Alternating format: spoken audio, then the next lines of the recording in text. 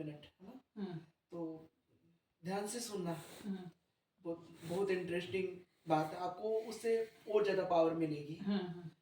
क्योंकि देखो जब गुड अच्छी चीज़ें होती है ना तो सामने वालों को फेथ और ज़्यादा बढ़ जाता है, सुनने में आनंद है। हाँ। तो 2021 में आए थे हम, तो बीकानेर से थे, गुरुजी थे घर कोई ऐसे, तो उनको मैं जानता था फेसबुक के थ्रू, तो वो महाअवतार बाबा जी के वगैरह बताते रहे, मुझे तो पता था पहले से भी, क्योंकि मैं इस लाइन में जो महाअवतार बाबा जी के बारे में मैं 2010 में तो मैं योगी गतामृत बुक पढ़ चुका हूँ। हमने भी वही पढ़ी, हम भी उसके बाद ही सारे हो गए।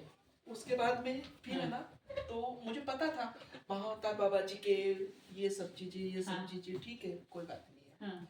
तो मैंने उनको बोला कि आप कब जब भी जाओ ना, आप मुझे जरूर लेके जाना। तो बोले कि बेटा मैं तुझे जरूर लेके जाऊंगा, जैसे मैं इनसे जिद करने लग जाता हूँ, आपको मुझे जरूर लेके जाना, जरूर। तो वैसे मैं उनसे भी जिद करने लग गया, तो ऐसे करके हम आ गए।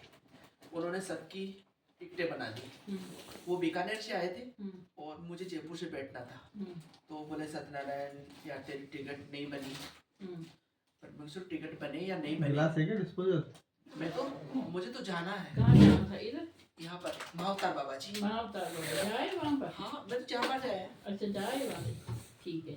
तो मैं तो जाना है। तो बोला कि बोले ठीक है, अगर तू ठीक है, हम जयपुर जब जंक्शन पे उतरेंगे ना, तब हम आपको कोच नंबर बता दें, उस कोच में आ जाना। मैं जनरल टिकट ली काठगोदाम की 86 रुपए की। कहाँ से? जयपुर से 86 ओनली फॉर। आप कल अभी आए थे जब? नहीं 4 साल 2021 की बात कर रहा हूँ, जनरल की। अच्छा तो मैंने जनरल की टिकट ली, और मैंने उनको पापा को बोल दिया, पापा आप चाहे मुझे बुलाओ मत बुलाओ, मैं ट्रेन में बैठ गया हूँ और मैं आपके पास आऊंगा, मुझे कोई नहीं रोक सकता। मैं बैठ गया, मैं बैठा वहाँ बैठते ही बोले कि ठीक है, बोल टीटी आएगा तो टीटी से मैं बात कर लूंगा, कुछ पैसे देने होंगे तो मैं उनको दे दूंगा, सत्यनारायण तू परेशान मत होना। बोले चलो ठीक है, कोई दिक्कत नहीं, मुझे भी ऐसा ही यही चाहिए था।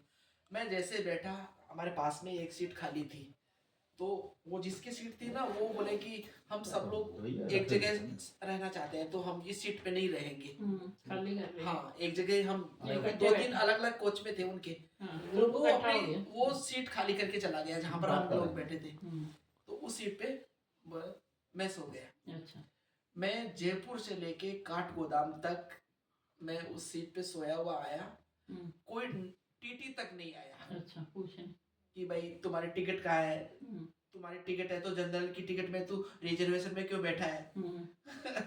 किसी ने कुछ नहीं बोला। मैं काठगोदाम उतर गया, उतर के मैं मतलब अपने आप को इतना खुश नसीब समझा कि मेरे पास में बिना टिकट होते हुए भी मैं यहाँ पहुंच गया।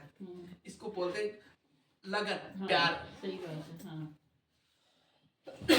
आ रहे हम कैची धाम, काकड़ी घाट, उधर से जाते हुए हम रात को रुके द्वारहाट में रुके, रात को स्टे हमने द्वारहाट किया। द्वारहाट से अर्ली मॉर्निंग वही टैक्सी हमारे को वहाँ ले गई, दोनागिरी। अच्छा, विकी पूछ देख लेना सारा कुछ। दोनागिरी लेके चले गए, दोनागिरी हम गए अभी तो दोनागिरी हम चले, वहाँ पे दर्शन करके आ गए। दर्शन करने वापस आते समय हम उन्होंने चार्ट बना रखा था कि हम लोग 2 दिन स्टे यहाँ हेडा खान का था उनका। मैंने बोला कि क्या हेडा खान, कौन हेडा खान भी कोई मुसलमान कौन है, क्या है? मैंने बोला कि मैं ग्रुप के साथ में रहते हुए मैं अकेला तो जा नहीं सकता था। मैं चलो ये जा रहे तो मैं भी चल चलूंगा। तो हम यहाँ पर रात को आए करीबन हम आए करीबन 6-7 बजे के लग, 6 बजे से नहीं, आरती बाद में हुई थी हमको आने के बाद में। हम रुके थे पिछले वाले, सामने वाले जो समाधि के सामने वाला जो डोरमेट्री था उसमें। तो मैंने ठीक है वहाँ पे रुके। सुबह वो लोग तो आते रहते थे, उनको पता था सुबह 4 बजे उठना, का नए कपड़े पहनना, चंदन लगवाना, ये करना। मैं तो कभी उठता ही नहीं था। आप भी तो कर रहे हो सब कुछ। मैं तो उठता ही नहीं था, उस टाइम की बात बता रहा हूँ मैं। हाँ, वो उस टाइम मेरा मैं बहुत चेंजेज है। हाँ, मैं उठ कर उठा नहीं, तो मैं उठा 7 बजे, तो सबके ऐसे ऐसे चंदन लगा हुआ, ऐसे नहाए हुए। भाई मैं क्या कर रहा था? मैंने पूछा हाँ भी उनसे, आए तो मैं क्या कर रहा हूँ। भाई तो पर वो भावना नहीं थी ना अंदर मैंने अभी। उनसे पूछा, भाई ये कहाँ लगाया? हाँ, बोला तो 4 बजे चंदन कुटिया में लगता है। हाँ, तो यार 4 बजे लगवा लिया आपने?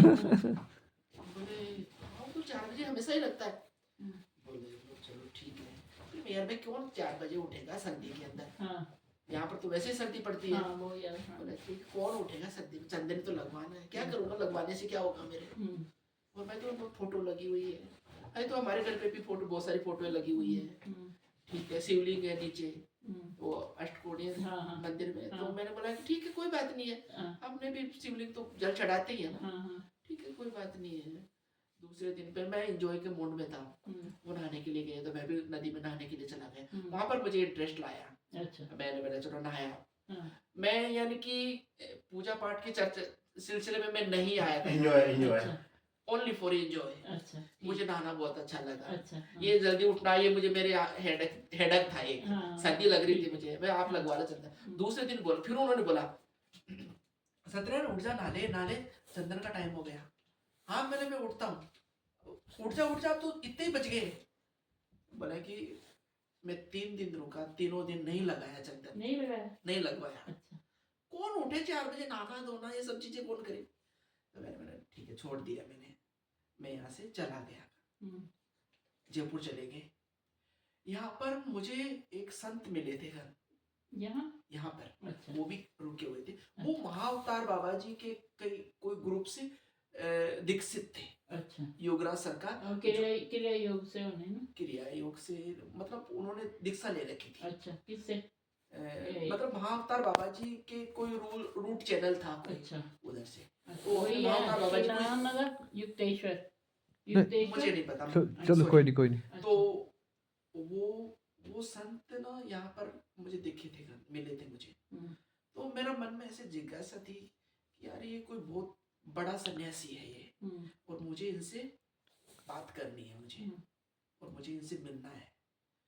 मैं 3 दिन रुका, उनके पीछे पीछे घूमता रहा कि भाई जैसे तैसे करके भी मेरे से बात हो जाए। मैंने उनसे बात कराने के लिए नीचे खाने में अपनी हाजिरी लगवा दी कि भाई रोटी के बहाने तो बोलेंगे, भाई गुरुजी रोटी ले लो, तो कुछ ना कुछ तो रोटी के बहाने तो बोलेंगे। तो मैंने उनको बार बार में जाता, मैं उन्हीं के पास में प्लेट लेके जाता, सब्जी लाऊं, रोटी लाऊं, पानी लाऊं, क्या लाऊं। और वो ऐसे ही आता, 1-2 बार उनको जो चीजें चाहिए ऐसे कर दे, भाई हाँ बोले रख दो, या फिर बोले ठीक है, ऐसे अपन बोल देते नहीं चाहिए उनको, भाई ठीक है रहने दो, या फिर ऐसे बोलते रख दो। मुंह से नहीं बोला, मुंह से नहीं बोले उन्होंने। मैंने बोला यार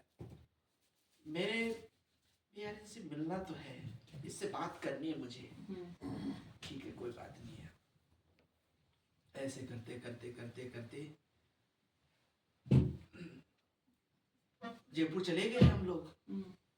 जयपुर गए, उसके 5-7-10 दिन बाद में मैं तो भूल चुका था यहाँ की चीजें।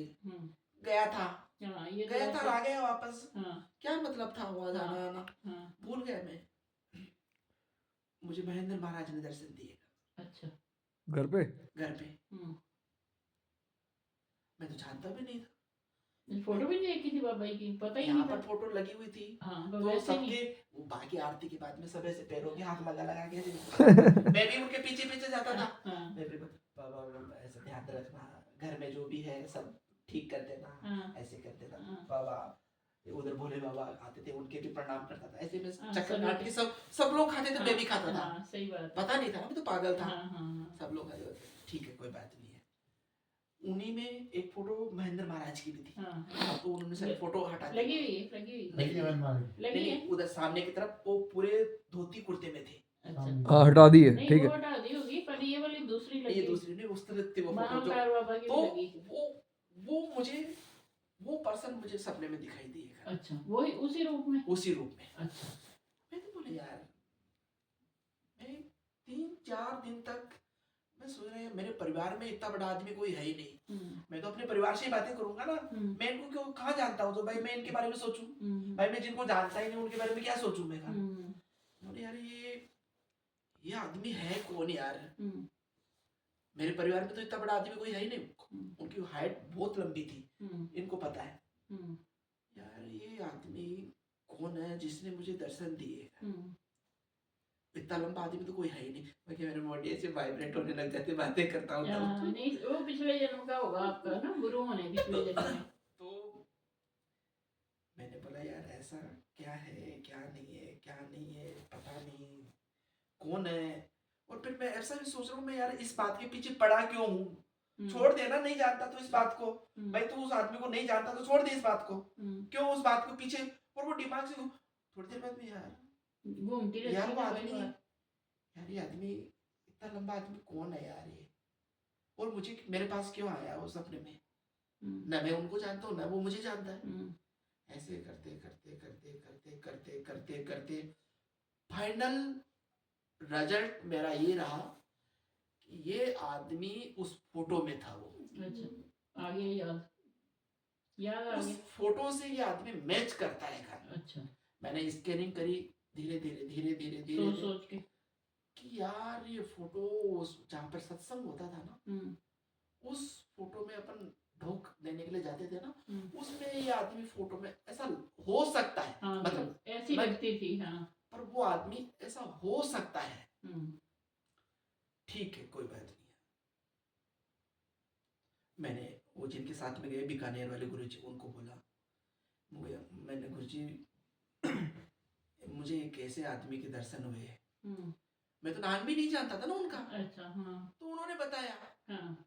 अरे बेटा वो तो महेंद्र महाराज थे। हाँ। वो कौन महेंद्र महाराज? मैंने बोला आपका नाम महेंद्र महाराज है, अपने बच्चों के नाम होते हैं ना। हाँ। अरे मेरे को कौन से